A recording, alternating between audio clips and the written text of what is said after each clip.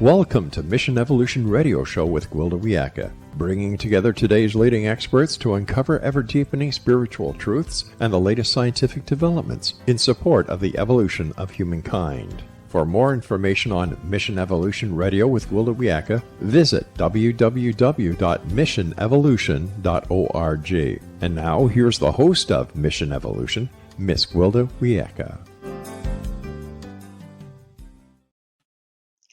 What if the key to evolution and enlightenment is to be found at the quantum level of life? If that's the case, how does one access the quantum level? And what, oh what, does the ancient practice of shamanism have to do with evolution today? Mission Evolution Radio TV is coming to you on the X-Zone Broadcast Network. We're produced by Relmar McConnell Media Company with studios and corporate offices in St. Catharines, Ontario, Canada. With us this hour to journey into shamanism and the mysterious quantum level is Todd WILCOX.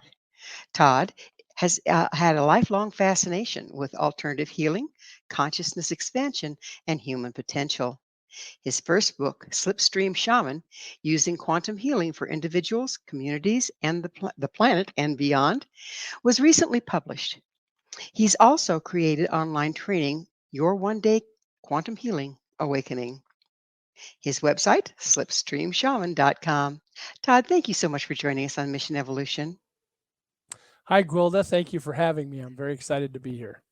Yes, this should be a wonderful time. I'm really excited. It seems shamanism is coming more to the fore, isn't it? It really is. When I was a little kid, and you can tell by my gray hair, that was a little while ago, it was a very weird looking thing. You'd see it on TV and somebody be shaking sticks and maybe throwing bones at somebody. But through the years, we've gotten away from the traditional TV version of what shamanism is. And it's becoming more and more mainstream, more and more acceptable. And we're starting to experiment with it and see what it can do and not just look at it as a fringe type of work. So let's start out with, what is it? What is it? You know, I like to boil things down. And to me, the very essence of what being a shaman is being able to work in a place of energy and spirit and make changes. And so that's what I do. I go to that place of energy and spirit that we can all access. And that's where I do my work. So shamanism to me is going to that place and helping people and myself and groups of people. So where did you learn shamanism? Mostly it's been me just learning on my own. About 20 years ago is where the actual shaman part of it started. And I was in a paranormal group, and we would go and do ghost investigations and try to help people. And sometimes you just couldn't help them. There was some kind of a haunting or something going on in the house that you just couldn't deal with. You couldn't help them. And there wasn't a place for the people to turn when that happened. And I got a call one day from another group that wanted to create for lack of a better term, a super group that would go help people that nobody else could help. And I said, well, that's wonderful. I want to do it. I want to be involved. I want to help. But how do we do that? Because your group couldn't help them, my group couldn't help them, and we're just taking people from these different groups that couldn't help them. What's going to make us different? And so we started looking at different ways of helping people. And the first thing they came up with, well, let's study demonology. That didn't sound like something I wanted to be a part of. It didn't sound to me, it didn't ring true as something that was going to help. Telling people about a demon that might be bothering them, it just didn't seem right. But as we talked more and more, and somebody mentioned maybe we could have a shaman teach us about protection, that absolutely radiated with me. And I'm getting goosebumps now just thinking about it. And so that was the part of the training that I really thought was going to be of value to us. We had a shaman come out and was teaching us how to access our energy and to do some other things. And she helped most of the people in the group get better at it. The problem was, as she was showing us how to access our energy, she was describing a completely different experience than I was having. So she's describing the energy should be warm. Mine was cool. It should be a certain color. Mine was not. My energy, it's funny, it was almost the exact color of your shirt, a light blue color. That's very close to the energy that I had at the time. It's since evolved. And it's funny that the energy can change as you do this. but it started out as a light blue, just like your shirt. And that was where the whole thing started. I couldn't learn from her at that time, so I didn't interrupt everybody and make it bad. I listened to what she was doing, and then I did it on my own. And So since then, everything has. where was she trained? She was trained, I want to say, through the Western Shoshones. Okay, was she Shoshone herself? She was not. Okay. Did she consider herself a shaman? She did. Yes, she called herself a shaman, and and I guess there might be a little bit of pushback from people. Well, you're not an Indian, you're not from Peru, you're not whatever, and it doesn't matter. We're all made of the same things. When you boil, and like I said, I like to go down to the very basic of things. You boil us down to our essence, we're made of the same thing. You and I are made of the same star stuff that's been around for billions of years.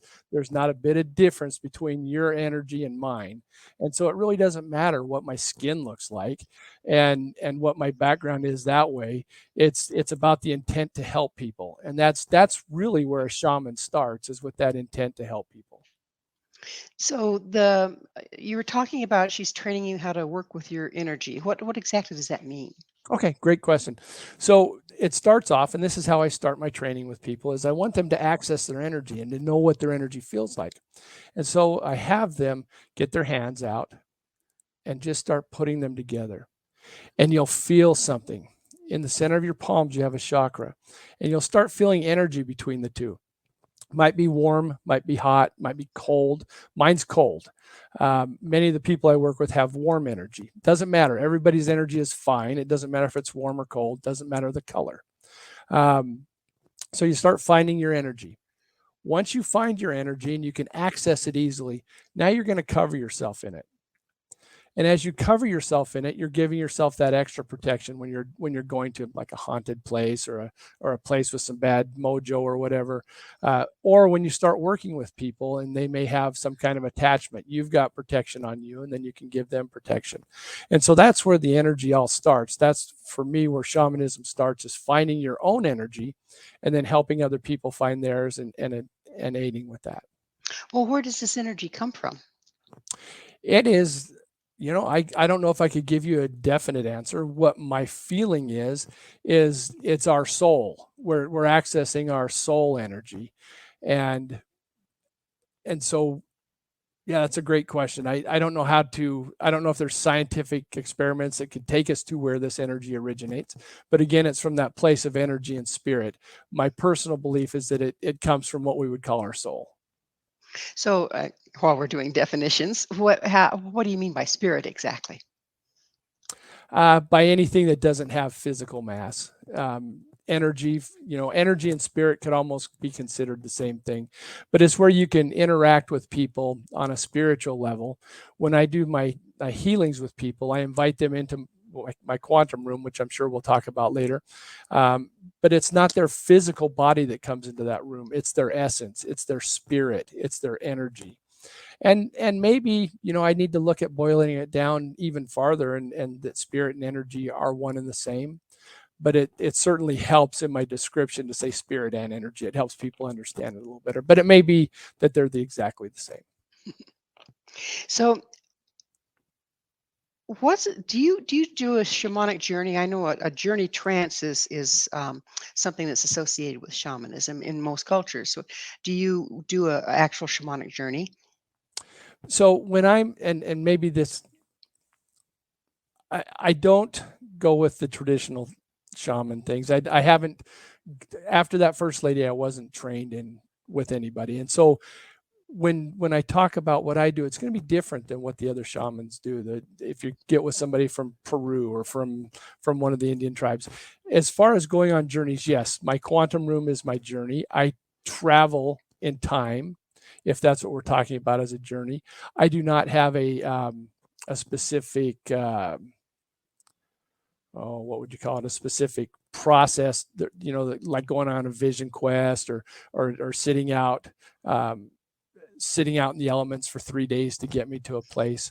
The journeys I go on are to that place of spirit and energy, and primarily in my quantum room where I'm able to access everything.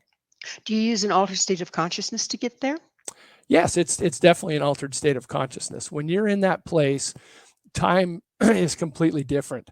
I will go and do work, whether it's on myself or for other people. And in my physical body, I feel like it's been a 5 minute session. And then when I get finished, I look at the clock and it might have been an hour. And the opposite happens where it feels like maybe it was an hour session, but in reality it was only 5 minutes. So you're in a place where you don't know the time. And yeah, it's definitely an altered place. I don't need to use ayahuasca or anything like that to get to it. It's all through meditation and focus. So you use meditation as the ceremony, if you will, to access the altered state of consciousness? Yeah, you could call it a ceremony, a ritual, but yes, it's through meditation, and it's a quick meditation. Everything I do is fast. That's where the slipstream part of it comes in. Is that I decided that, well, let's back up even farther. Before I did the training for the shaman, with the shaman, I had gone through NLP training, neuro linguistic programming, hypnosis, EFT, different modalities to help people. And one of the teachers when I was in NLP said, whatever you do, whatever process you use, look for a way to do it faster. If you learn a process that normally takes 7 steps, see if you can do it in 6 or 5. And that's what this whole thing is about. Instead of taking 3 days to get to an altered state where you can access energy and spirit, I want you to do it in 5 minutes. Or almost immediately.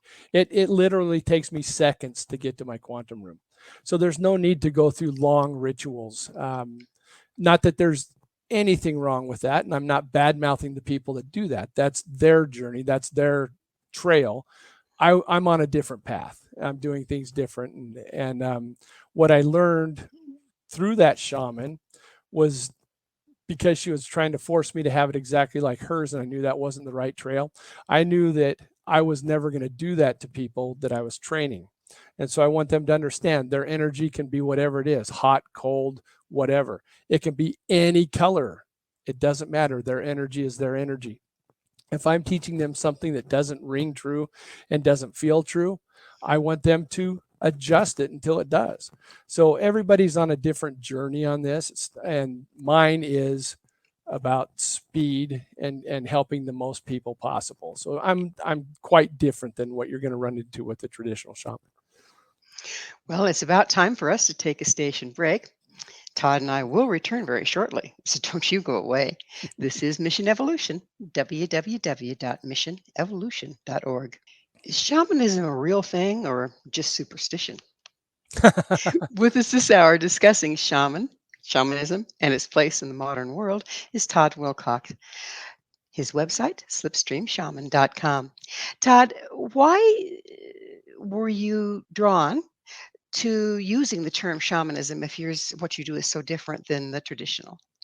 Well, like I said before, when you boil it all down, what they're doing is going to a place of energy and spirit to help people.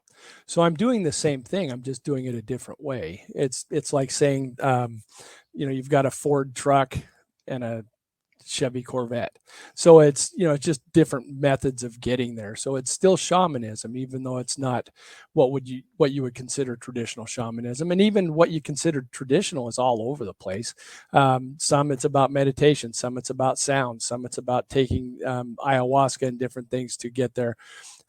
So in at the very basis level, you're looking at energy and spirit. And we access energy and spirit, and shamanism is the right word to me for it. I might get pushback from other people, and that's okay. Everybody can have an opinion. I feel like it falls into the shaman grouping. So we're talking about energy and spirit, and you're talking about working between your two hands to get a feel for what yours is like. Mhm. So once you get that done, then what do you do? Then I go to a place that I call my quantum room. When I first found it, it looked like being in a storm cloud. It was just gray mist kind of floating all around me. Well, that was great. Thank you.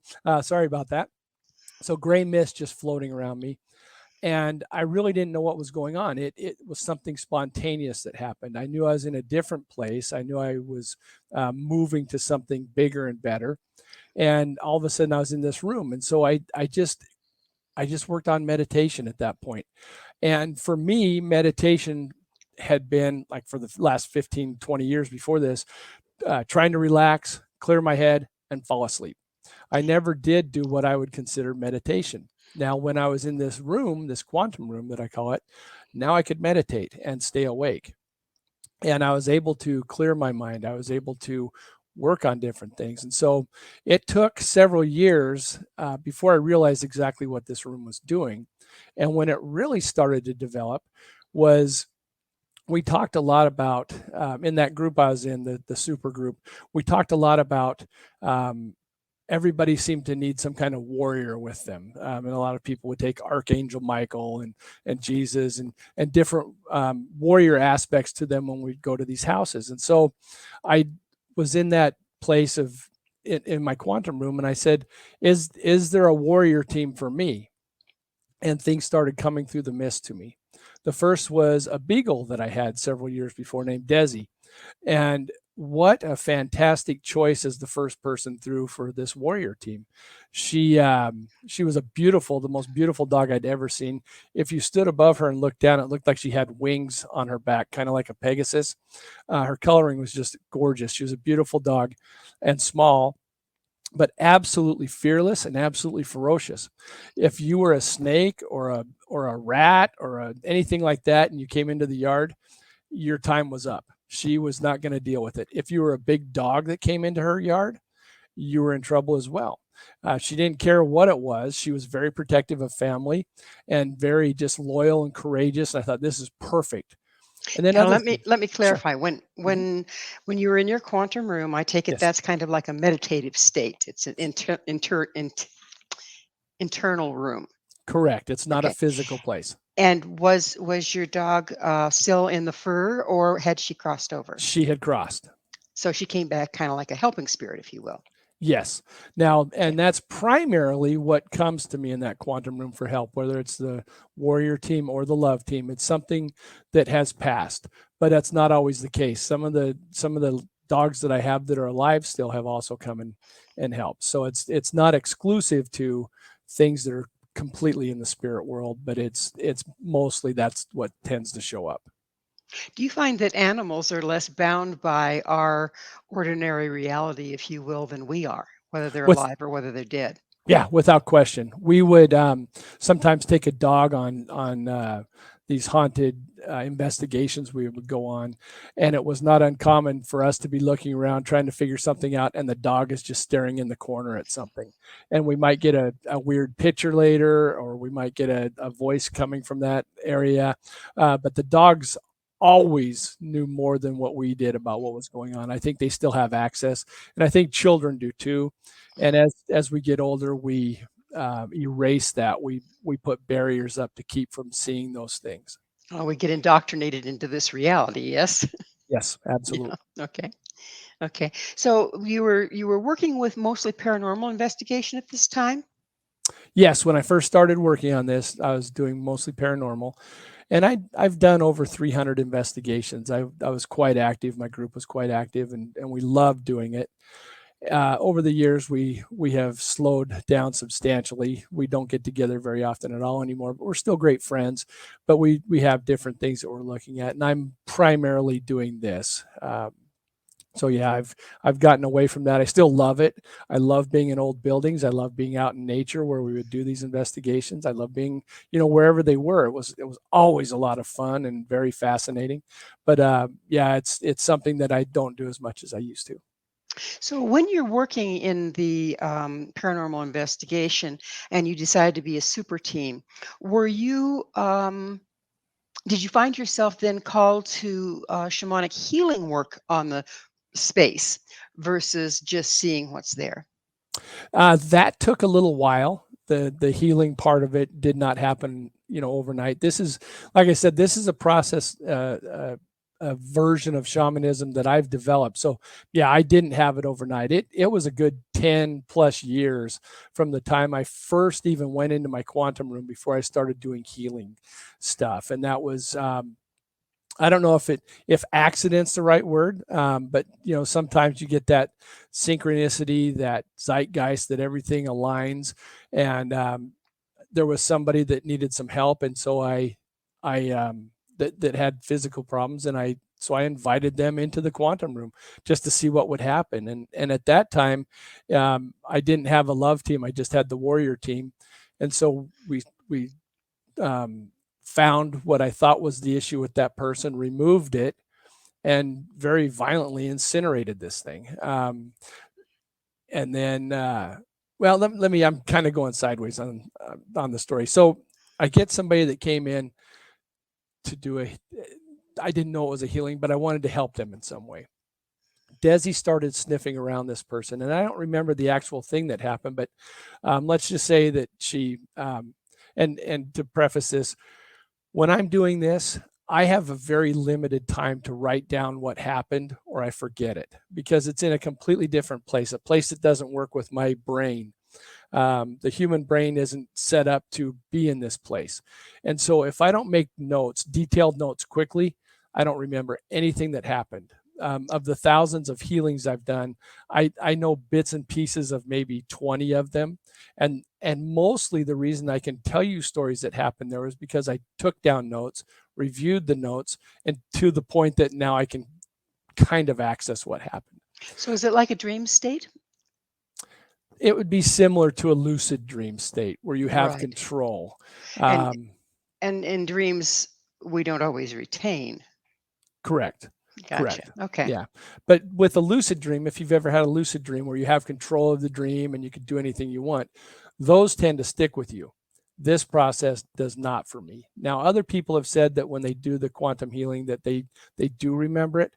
I do not. I use a dictation program on my phone because I would forget it almost immediately, and people want to know what happened. And so there's and maybe I need to just kind of tell you how the process works and what's going on. What I have now is a warrior team and a love team. The warrior team finds things on people that shouldn't be there, and those are three basic things. You have something that's there a lot, about 97% of the time. It's what I call a companion. And these companions started out as something that was positive for the people, but over time have become a problem. So picture a little boy playing, hurts his arm, and and so he saw on TV maybe some wrestlers or football players that had a band tied to their arm to keep things in place. And so he does that, and that arm feels better. And so that band in that moment is helping him. Now, what if he leaves that band on for a week? Is the arm being helped or hurt? If he leaves that band on for a month? What about a year? What about 10 years? So what started out as something good that helped becomes something that's a problem later on. And that's what these companions are. It's energy. It's not a physical thing, but it's energy. The next thing that we deal with is a parasite. These things did not start with a positive intent. There's something kind of bad to them. And they are there primarily taking energy. And then the final thing that I run into, and it's very rare, and like I said, I've done thousands of these healings and thousands of times in the quantum, and I've only run into 3 of these things.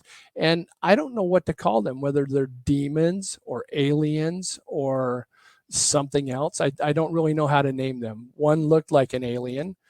You could also say it looks like what people call a demon. So the other things were so otherworldly that I don't even know how to describe the other 2 in the time that we have left. But so those are the 3 things we're looking for.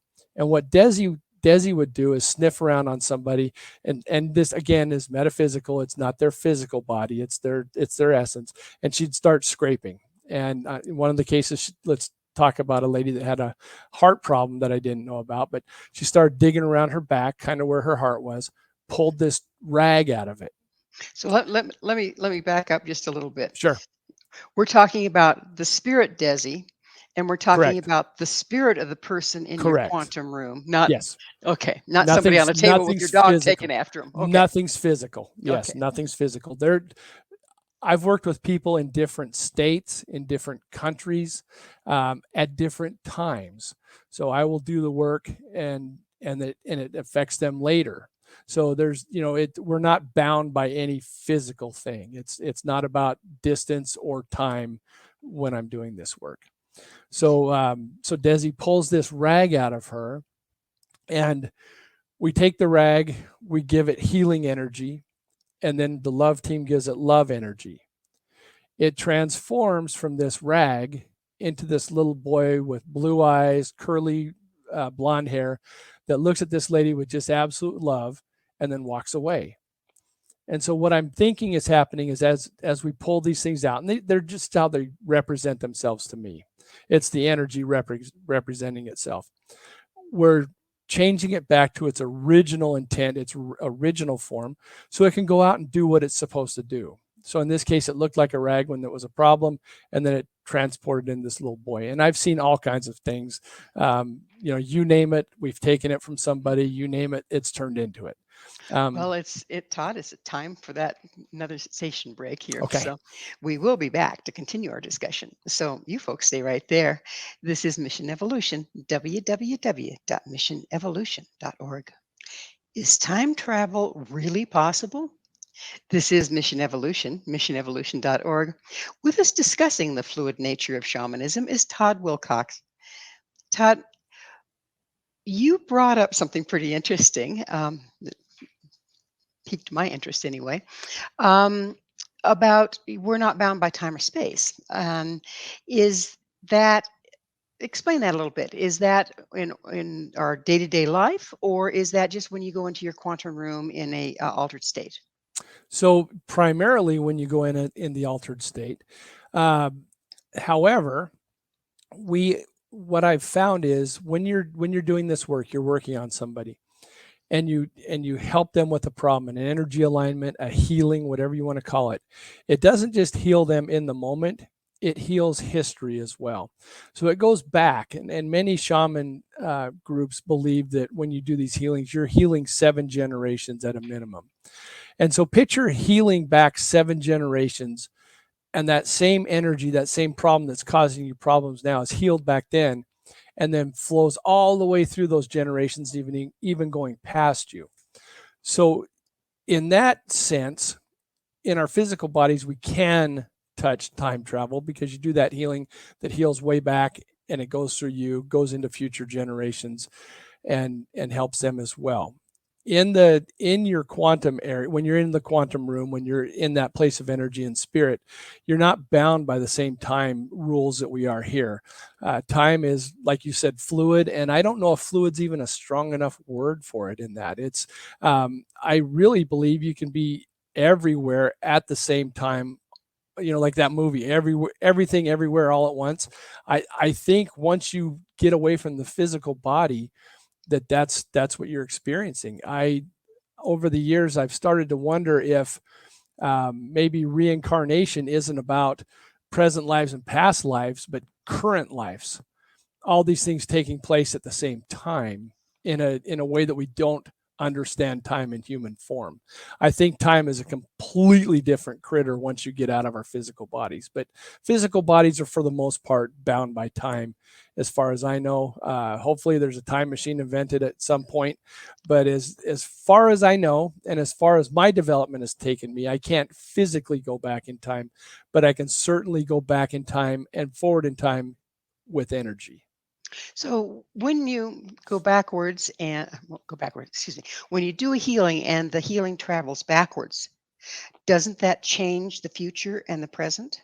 Without question, it changes every step along the way. It makes things better. It gets your energy aligned right. You're not passing it on to new generations. So yes, But it does. if we change it, then how do we even remember it? It changed, clear in history. And that's a great point about what takes place with this. I can't tell you how hard it was on me when I first started doing this. I would help people with things. I would help people with their health, with something going on in their home, an entity or a bad energy or whatever, with a pet. I would help them with these things. And weeks, months, years later, I'd say, "Hey, how's your dog?" "Oh, the dog's doing great." Everything, not once, not one time has anybody ever said, "Yeah, you know what? I appreciate what you did. That everything changed the day that you did that healing for me." Not once has anybody said that. So it's exactly what you're saying, is that once that changes, the memories are gone, that those things are altered. uh, Not a You almost have to go into it like, they talk about the superheroes, where you have to have the fake identity, and you can't take credit for anything, because they don't remember that you did this for them. They don't remember that there was a problem before. And if you talk to people that have gone through different trainings, for hypnosis, NLP, whatever the case is, one of the things that you learn is that you better write these things down, because you're going to forget it was ever an issue. Um, and all of a sudden you're 10 years later, and you look at notes, and you barely remember that was a problem, at the time. So Interesting. yeah, you're right. So they don't even remember coming to you in the first place, or does it just kind of get foggy, or what's that look like? Um, I don't know if I can say they don't remember coming to me, but they certainly don't remember that I did the process for them. It might be, they're in a different state or whatever. Here's one example. A friend of mine I saw on Facebook, and we lived in different states at the time. He was talking about his dog was getting sick, getting sicker, getting sicker, and then he puts on there, okay, the dog's done. I'm taking him to the vet. The vet said if these things continued the way they were, that they would have to put him down. And they're actually not only continued the way it was, but it was worse. And so he was getting in the car to take him to the vet to put the dog down. And so I called him and said, "Jim, we talked about I shouldn't have said his name. We've talked about um, that is really embarrassing. I'm sorry about that. I typically don't do that. Um, I lied about his name." So anyway, I told this person, don't do this. Don't take the dog. Give me an hour. And he committed to an hour, and he waited an hour, then took the dog down. The next thing I know, he's posting that the dog is fine. The dog made a complete turnaround, a full turnaround right now. And and I told him what I was going to do, and we talked about it. And he says, "Yes, I'll take anything. I'll do anything." And through the years, I've talked to him, and I always ask, "How is your dog?" And not one time has he mentioned that we did that process. Interesting. Do you find animals more receptive to this process than humans? No, animals have been very receptive, but humans are too. I find that certain things are very, very receptive. Heart issues, for some reason, are extraordinarily successful with this energy change, and I couldn't tell you why, but every time we do work with hearts, it there's a there's a great outcome. So that part's exciting. Hearts usually really respond well, but uh, things involving other people, not as much. So when I was working with people that were having issues with family members or at work, that's not as powerful as the health issues in the change, but still certainly helps, certainly changes their perspective and gets better. But as far as having the great goosebump inspiring change, it typically is with health problems.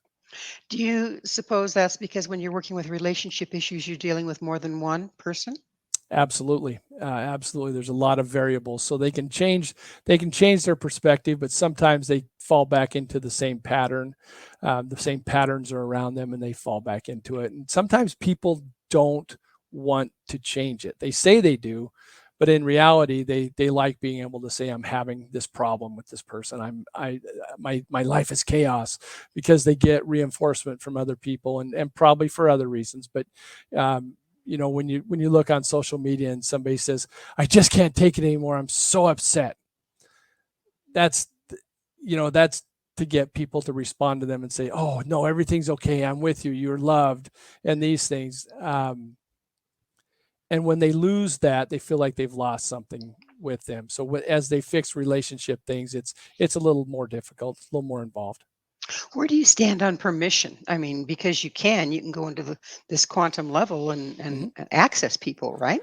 Yes, and I always have some kind of permission. If it's a pet, I need permission from the pet owner. If it's a person, I want either their permission or a family member's. Sometimes they're not able to. I worked with a lady that was in a coma, and so I had permission from her husband to do this. And I've had numerous spouses that do permission, and or family members, brothers, sisters, parents. But yes, I always have permission before I do this. I just don't do it willy nilly.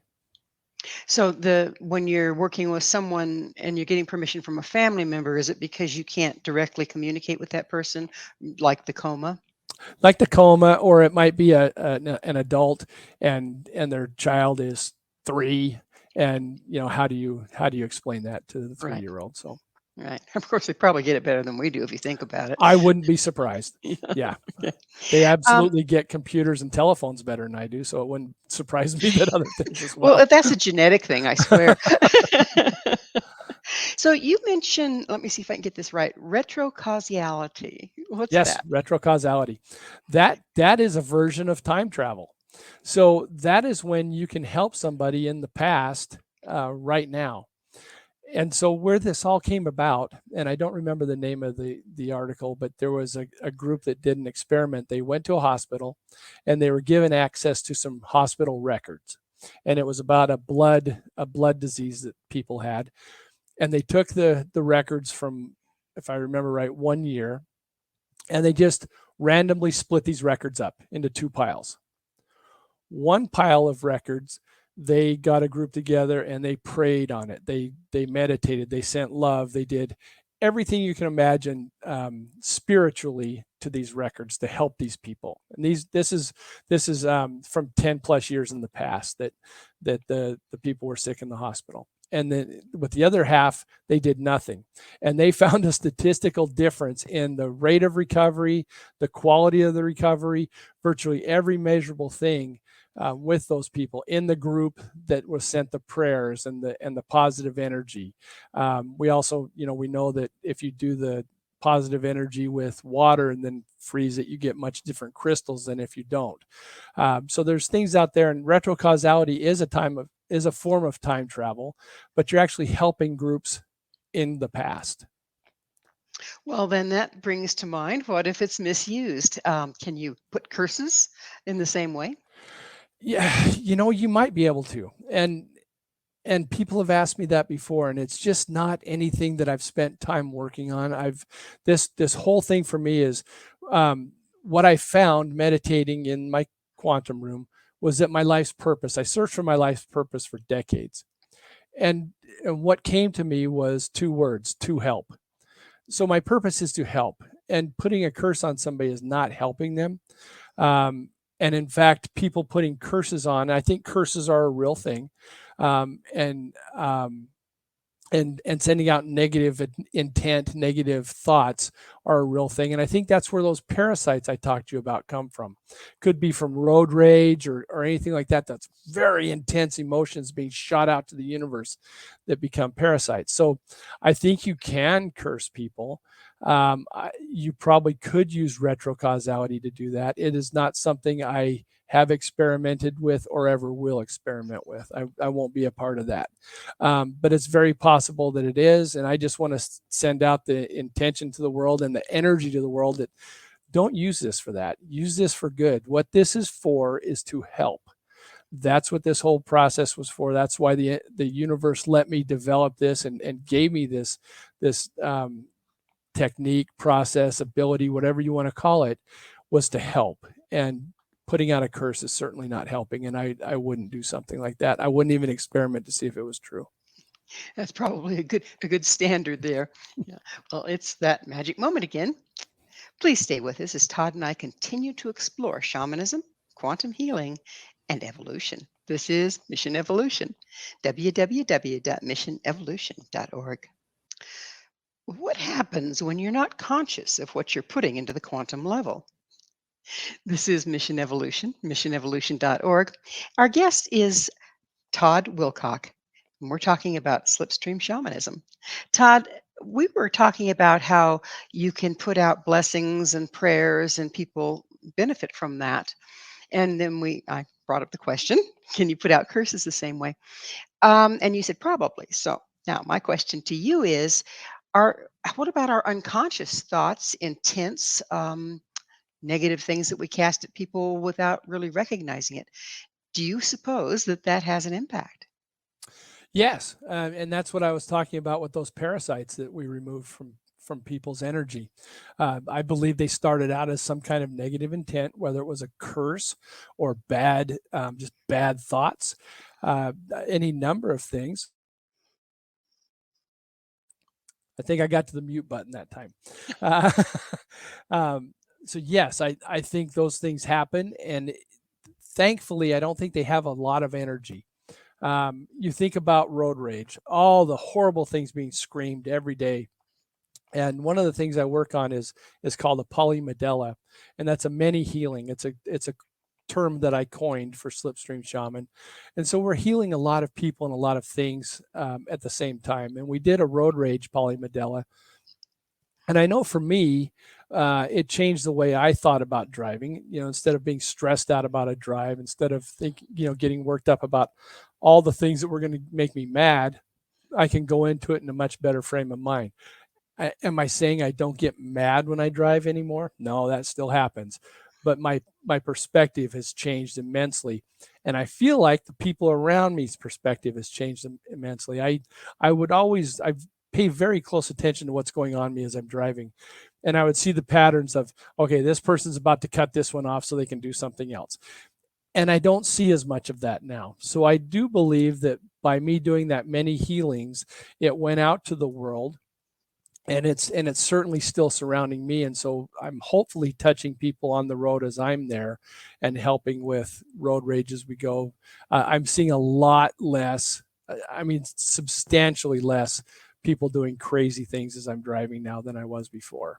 And so, and it might just be one of those things where that's what I'm looking for. I'm looking for the positive, so I'm seeing the positive instead of looking for the negative and seeing the negative. I'm not sure which it is, but I do not see the craziness that I used to, and I certainly feel better about driving after doing that. So let's go backwards to haunted houses.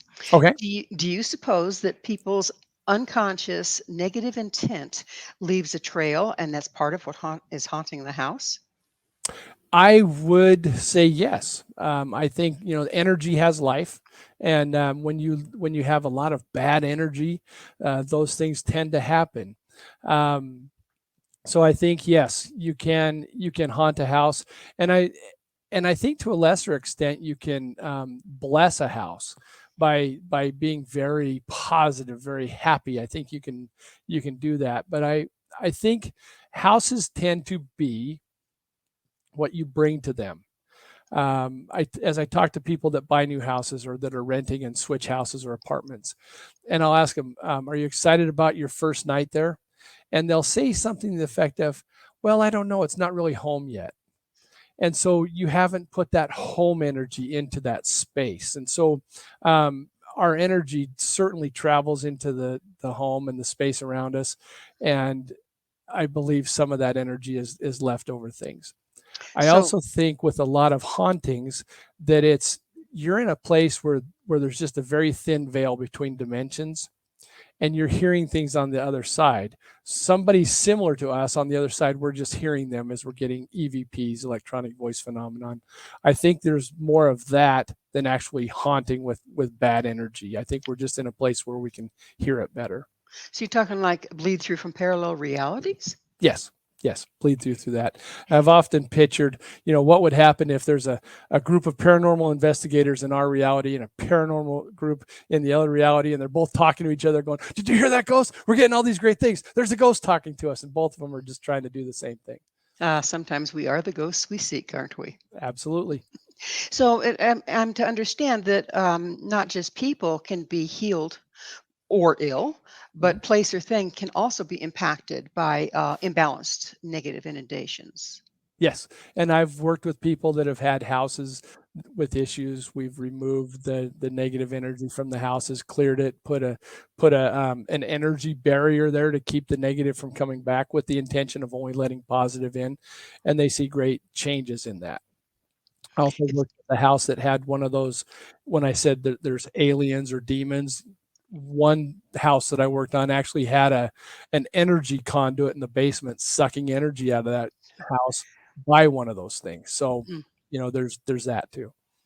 So, what do you suppose that all that we've been talking about for the past hour, how can that aid evolution? How can that aid us evolving? So, beautiful question. What I hope is, as I'm doing this work and I'm getting more and more people involved and they're learning what I'm doing, and then taking what I do and evolve it, what my expectation is just like with my kids or the people I work with, as they grow and develop, they're doing better things than I ever thought I could.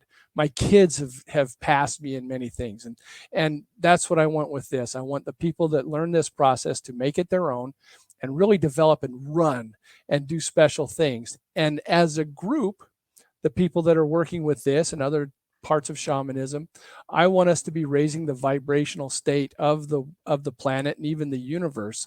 And so that's where I see my small part of us evolving, is that as people learn what I do, they make it their own, they're evolving, which causes evolution around them. Well, you mentioned that when you're driving and you're thinking positive things, you feel like your presence is affecting the environment. Is that because our intention goes out beyond our physical body? Is there a field that interacts with the rest of the world? Absolutely. And when I part of my morning and evening routine is I will, put the energy, get my energy, put it on me, and then I visualize different homes of people that I love. And I make sure that their house is covered in protective positive energy. And then I expand that out to the entire state they live in. And I do that for multiple states. Sometimes I do it for the entire US, sometimes for the entire earth, even out farther. When things were really bad with COVID, I was doing our country at least once a week, just expanding positive energy through the whole country and the entire world and even beyond that. And so when the book says individuals, communities, the planet, and beyond, I have sent energy out as far as I can tell where it goes into the universe with positive energy to help things be better. If we, more of us, um, become conscious of what we're carrying in our field, do you see that impacting the future? Oh, without question. We need to move away from the self-centered, win at all cost frame of mind, and look at, how do I help? What can I do to help? How do I make things better? Not just for me, not just for my family, not just for future generations, but how do I make it better for everybody? And as we make things better for everybody, you're going to get that constant improvement. Even a 1% improvement worldwide would be gigantic. And so I would love us to get together. I know that the more of us that do this, it's just like flashlights. If you take one person with a flashlight and shine it in a cave from 20 yards, you're going to get so much light. But you get 20 people shining a flashlight in there, it's going to be so much brighter. Now, what if you get 1,000 or 1,000,000 shining it into that cave? It's going to light up.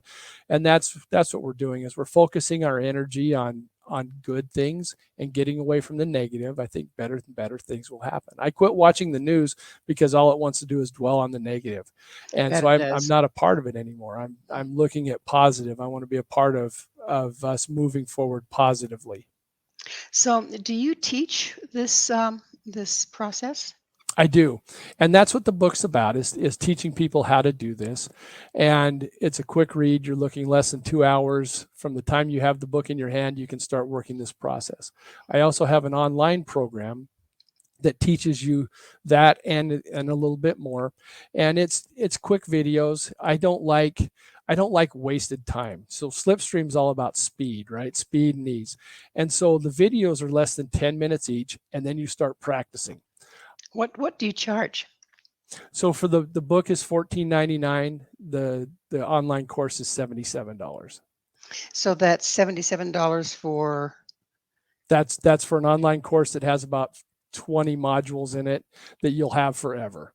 It's not 77 a month or anything like that. It's a one-time fee that teaches you how to do what I do and get in tune with shamanism, quantum healing. It's your first step. It's your basis. It's what would get you started on it. And then you can either learn from other people. There'll be more courses that I put out later. You can learn what I do more, or you can, start doing your own thing, or learn from other people at that point. So you basically are self-taught, yes? Yes. Mm-hmm. And then you're teaching people to do what you've taught yourself to do. Correct. Gotcha. So it's about time in the show. In fact, we're just past time to ask you, Todd, what's your mission? My mission, my purpose is to help. And I love having simple things like that. It's to help. And how I've chosen to help is by working this course, teaching people how to do what I do, and then watching them run. I used to do individual healings. I've been overwhelmed with those. I don't charge for that. I charge, like I said, it's $77 for this course. You'd pay thousands to go to a traditional training, but $77, you could do it at home at your own pace, and you could literally do many of the things that I do the same day, whether it's the book or the course. And what's a traditional training? The traditional training is you spend weeks, months, years with somebody, learning the basics of shamanism, learning how to meditate, learning how to change your energy, learning how to travel in that place of spirit and energy. And I don't have the time. I don't think most people have the time. So back to Slipstream. Exactly. Okay. Well, tell us where you can find your book and your classes. Very good. So you can go to Amazon for the book and just type in Slipstream Shaman. It'll come up. You can also go to my website, slipstreamshaman.com. And for some reason, the link from that website to my training course is not working. But that training course is at myslipstreamshaman.com. So it's almost the same thing, just myslipstreamshaman.com, and you can get the course. Or if you send me an email from the Slipstream Shaman, I can send you a link. Well, Todd, thank you so much. Unfortunately, we are out of time. Thanks for coming on the show. Our guest this hour has been Todd WILCOX, the author of Slipstream Shaman, using quantum healing for individuals, communities, and the planet and beyond. To find out more about Todd or where you can find his books, visit his website at slipstreamshaman.com. This has been Mission Evolution with Gwilda Wiyaka. For more information or to enjoy past archived episodes, visit www.missionevolution.org. But please, be sure to join us right here next time as this mission continues, bringing information, resources, and support to an evolving world.